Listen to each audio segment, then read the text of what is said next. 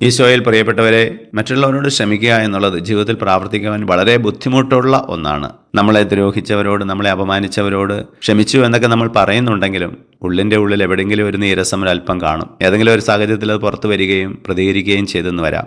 എന്നാൽ തന്നെ അപമാനിച്ച് കോടതിയിൽ കയറ്റിയ മാത്തൻ എന്ന വ്യക്തിയോട് ഹൃദയപൂർവ്വം ക്ഷമിച്ച വിശുദ്ധ ചാവറ കുര്യാക്കോസ് ഏലിയാസച്ചൻ്റെ തിരുനാൾ സഭയിൽ ഇന്ന് ആഘോഷിക്കുകയാണ്. ക്ഷമിക്കുക മാത്രമല്ല, ഒരു നീരസം പോലും ഉള്ളിൽ സൂക്ഷിക്കാതെ സഭാംഗങ്ങൾക്കെല്ലാം പ്രത്യേക നിർദ്ദേശം അദ്ദേഹം കൊടുത്തു.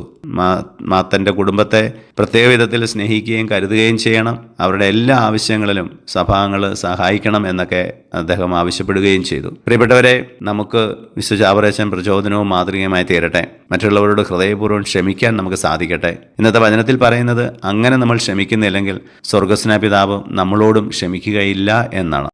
ഞങ്ങളുടെ രക്ഷകനായ ഈശോയെ, ഞങ്ങളെ അനുഗ്രഹിക്കുമാറാകണമേ, ഇപ്പോഴും എപ്പോഴും എന്നേക്കും. ആമേൻ.